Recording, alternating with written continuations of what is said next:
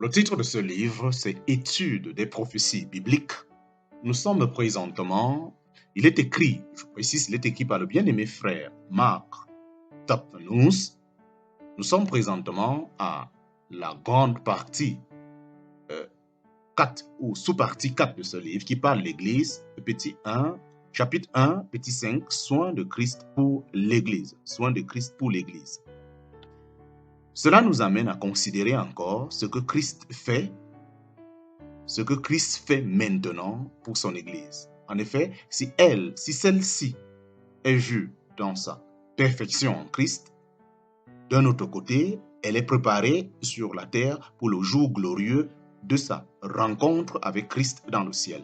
Cette préparation est l'œuvre du Seigneur qui, par le Saint-Esprit, lui communique les grâces indispensables à l'accroissement du corps et la purifie de toute souillure, par le lavage d'eau par la parole. Ainsi, l'Église n'est pas un organisme pétrifié, mais un corps vivant qui croit et qui, bien ajusté et lié ensemble par chaque jointure du fournissement, produit selon l'opération de chaque partie dans sa mesure l'accroissement du corps pour l'édification de lui-même en amour. En parenthèse, Éphésiens chapitre 4, verset 16. À cet effet, Christ accorde tous les dons et confie tous les ministères pour édifier et nourrir son assemblée. En parenthèse, Éphésiens chapitre 4, verset 17, versets 7 et 16, et 1 Corinthiens chapitre 12.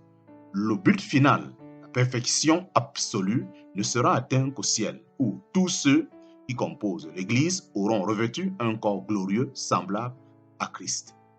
Alors, elle apparaîtra dans toute sa beauté comme sainte cité, Nouvelle Jérusalem, épouse de Christ et habitation de Dieu. En parenthèse, Apocalypse chapitre 21. Mais toutes ces perfections seront le fruit du travail et de l'amour de Christ. Amen. Grand 2, Soukat. Le titre de Soukat étant l'Église. Nous entrons directement au chapitre 2. Chapitre 2, donc nous venons de finir le chapitre 1 de cette partie Soukat. Chapitre 2, les caractères et les fonctions de l'Église. Les caractères et les fonctions de l'Église. Nous avons vu dans le chapitre précédent quelle était l'origine et la position de l'Église. Nous allons examiner maintenant ses caractères et sa mission sur la terre. Pourquoi l'Église est-elle ici-bas et pourquoi l'Église est-elle ici-bas et quel caractère doit-elle manifester? Quelles sont ses fonctions? Tout comme le chrétien individuel est appelé à glorifier Dieu en glorifiant Christ, l'Église n'a pas d'autre vocation et toutes ses attributions, tous les caractères qu'elle doit manifester visent à ce but élevé. Grand 2, Soukat, chapitre 2, petit 1, sainteté. Le premier caractère de l'Église est la sainteté, car vous êtes le temple du Dieu vivant, selon ce que Dieu a dit, j'habiterai au milieu d'eux, et soyez séparés, dit le Seigneur, et ne touchez pas à ce qui est impur, et moi, je vous recevrai. Ayant donc ces promesses, bien-aimés, purifions-nous nous-mêmes de toute souillure de chair et d'esprit, achevant la sainteté dans la crainte de Dieu. En parenthèse, 2 Corinthiens chapitre 6, verset 16 à 18, 2 Corinthiens chapitre 7, verset 1. Unis étroitement et indissolublement à son Seigneur, l'Église ne peut faire autrement que posséder ses caractères propres, dont le premier est la sainteté. Il importe que nous réalisons ce caractère dans notre marche quotidienne.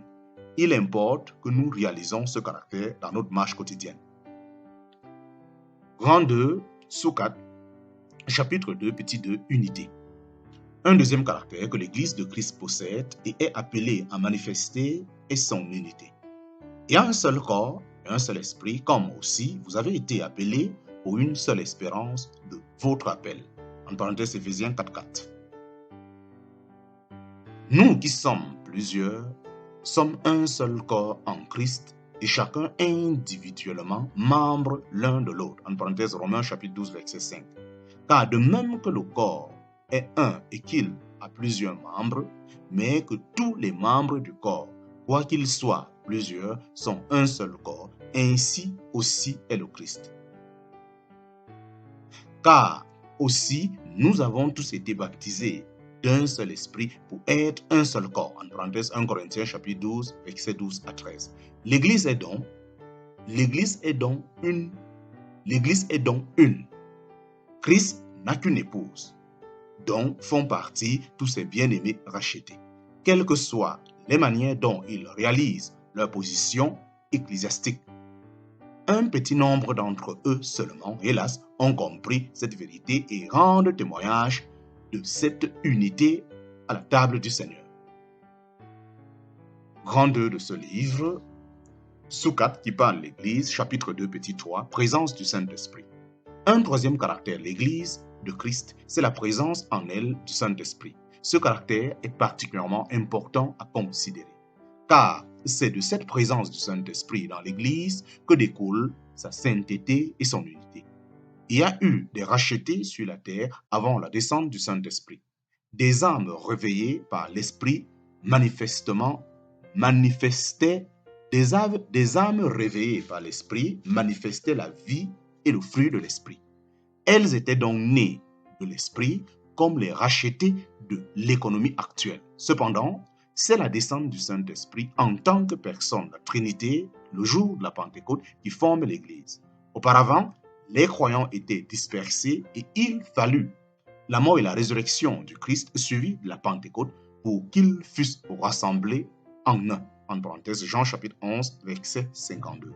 Envoyé par le chef glorifié de l'Église, le divin consolateur put alors animer, gouverner, sanctifier et unir les membres de la famille de Dieu comme il fait aujourd'hui encore. L'Esprit de vérité demeure avec vous et sera en vous. Le consolateur, l'Esprit Saint, que le Père enverra en mon nom, lui vous enseignera toutes choses et vous rappellera toutes les choses que je vous ai dites. En parenthèse, Jean chapitre 14, versets 17 et 26. Mais quand le consolateur sera venu, lesquels moi je vous enverrai d'auprès du Père, l'Esprit de vérité qui procède du Père, celui-là rendra témoignage de moi. En parenthèse, Jean chapitre 15, verset 26. Mais quand celui-là, l'Esprit de vérité, sera venu, il vous conduira dans toute la vérité. Car il ne parlera pas par lui-même, mais il dira tout ce qu'il aura entendu et il vous annoncera les choses qui vont arriver. Celui-là me glorifiera, car il prendra de ce qui est à moi et vous l'annoncera. En parenthèse, Jean chapitre 16, versets 13 et 14. Il fallait donc, pour unir les rachetés en un seul corps, la puissance du Saint-Esprit, le divin consolateur, lesquels ne pouvaient toutefois venir avant que Christ fût glorifié. Nous trouvons dans le 2e chapitre des Actes le récit de la descente du Saint-Esprit et de l'union des premiers chrétiens constitués en un corps, l'Église. Ce corps pouvait paraître bien insignifiant puisqu'il ne comptait initialement que 120 disciples environ, en parenthèse, Actes chapitre 1, verset 15. Mais l'Esprit manifeste aussi sa puissance par la prédication de Pierre et environ 3000 âmes furent baptisées au nom de Jésus, en parenthèse, Actes 2, 41. Le chapitre s'achève d'ailleurs par ces mots et le Seigneur ajoutait tous les jours à l'assemblée, en parenthèse, ou l'Église, ceux qui devaient être sauvés. Ainsi fut formée l'Église par l'Esprit qui a continué au cours des âges et continue aujourd'hui encore à édifier ce corps de Christ jusqu'au jour où le dernier des élus ayant été manifesté, Christ viendra chercher son épouse bien-aimée pour l'introduire dans sa propre gloire. Grand 2, Soukat qui parle de l'Église, chapitre 2, petit 4, colonne et soutient la vérité. L'Église est sur la terre, la dépositaire de la vérité, ainsi que nous le lisons en 1 Timothée chapitre 3, verset 15, où elle est appelée l'assemblée du Dieu vivant, la colonne et le soutien de la vérité. Possédant la parole et le Saint-Esprit, l'Église a reçu la vérité, la manifeste publiquement et la maintient intacte, en dépit des efforts de Satan pour l'altérer ou la faire tomber dans l'oubli. Il y a lieu de relever à ce propos que si l'Église est la colonne et le soutien de la vérité, elle n'est pas elle-même la vérité. La vérité ne procède pas d'elle, mais de Christ. Moi, je suis le chemin et la vérité et la vie. En parenthèse, Jean chapitre 14, verset 6. De la parole de Christ, 1. Moi, je suis le chemin, la vérité et la vie. En parenthèse, Jean chapitre 14, verset 6. De la parole, sanctifie-les par la vérité. Ta parole est la vérité. Jean chapitre 17, verset 17. De l'Esprit Saint, c'est l'Esprit qui rend témoignage, car l'Esprit est la vérité. En parenthèse, 1 Jean chapitre 5, verset 6. Il n'est dit nulle part que l'Église, en parenthèse, ou l'Assemblée, soit la vérité. Mais elle la défend et la manifeste de manière que la vérité soit vue en elle. Grand 2, Sukkot qui parle de l'Église, chapitre 2, petit 5, place de l'Église dans les desseins de Dieu. Place de l'Église dans les desseins de Dieu. Parmi les caractéristiques de l'Église, il convient de citer un 5e fait, savoir la place spéciale qu'elle occupe dans les desseins de Dieu. Bien qu'elle eût été appelée la dernière, dans l'accomplissement de ses desseins, elle existait de toute éternité dans sa pensée et dans son conseil, selon qu'il nous a élus en lui, en parenthèse, c'est-à-dire en Christ, avant la fondation du monde, en parenthèse, Éphésiens chapitre 1, verset 4. Ce mystère est appelé le mystère caché dès les siècles en Dieu, en parenthèse, Éphésiens chapitre 3, verset 9. Mais il nous a été révélé et l'instrument choisi pour cela fut l'apôtre Paul. Précédemment, il n'avait pas été donné à connaître aux fils des hommes. En effet, on ne trouve aucune révélation concernant l'Église dans l'Ancien Testament, à la différence des conseils de Dieu touchant la venue de Christ sur la terre, de ses souffrances, de sa réjection, de sa mort, de sa résurrection, de son règne, des bénédictions du millénium. Ces conseils-là se trouvent révélés clairement dans l'Ancien Testament. Rien de semblable quant à l'Église, dont le mystère était resté caché en Dieu et ne fut dévoilé par l'Esprit qu'aux apôtres et prophètes du Nouveau Testament. Ce mystère consistait en ceci, que les nations seraient cohéritières et d'un même corps et coparticipantes de sa promesse dans le Christ Jésus par l'Évangile. En parenthèse, Éphésiens chapitre 3, verset 6. C'est celui de l'appel distinct et de la gloire spéciale de l'Église, savoir son unité vivante en Christ par le Saint-Esprit et sa part glorieuse d'épouse de Christ.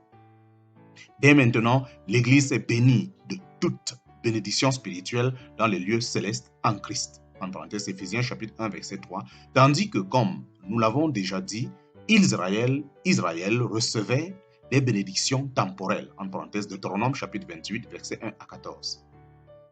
De même, les promesses qui sont faites à ce peuple en rapport avec le millénium annoncent une prospérité matérielle extraordinaire, en parenthèse, Ézéchiel chapitre 34, verset 23 à 31. Les bénédictions de l'Église sont d'une toute autre nature, car elles découlent de son union avec un Christ ressuscité et glorifié. Ces bénédictions, qui sont la part de chacun des rachetés, ne peuvent être toutes énumérées et nous nous bornerons à en citer les principales, toutes étant également précieuses. Première bénédiction, quelques principales bénédictions. Point numéro 1, la rédemption. Nous avons été rachetés non par des choses corruptibles, de l'argent ou de l'or, mais par le sang précieux de Christ. En parenthèse, 1 Pierre chapitre 1, verset 18 à 19. En qui nous avons la rédemption par son sang. En parenthèse, Éphésiens chapitre 1, verset 7. Point numéro 2, le pardon des péchés. En qui nous avons la rémission des fautes selon la richesse de sa grâce. En parenthèse, Éphésiens chapitre 1, verset 7. Et vous, lorsque vous étiez morts dans vos fautes et dans l'incirconcision de votre chair, il vous a vivifiés ensemble avec lui, nous ayant pardonné toutes nos fautes. En parenthèse, Colossiens chapitre 2, verset 13. Point numéro 3, l'acceptation. Il nous a rendus agréables dans le bien-aimé. En parenthèse, Éphésiens chapitre 1, verset 6. Car par une seule offrande, il a rendu parfaits à perpétuité ceux qui sont sanctifiés. En parenthèse, Hébreux chapitre 10, verset 14. Point numéro 4, l'adoption. nous ayant prédestinés pour nous adopter pour lui par Jésus-Christ selon le bon plaisir de sa volonté. En parenthèse, Éphésiens chapitre 1, verset 5. Vous avez reçu l'esprit d'adoption par lequel nous crions Abba Père. En parenthèse, Romains chapitre 8, verset 15. Et parce que vous êtes fils, Dieu a envoyé l'esprit de son Fils dans nos cœurs, criant Abba Père. En parenthèse, Galates chapitre 4, verset 6.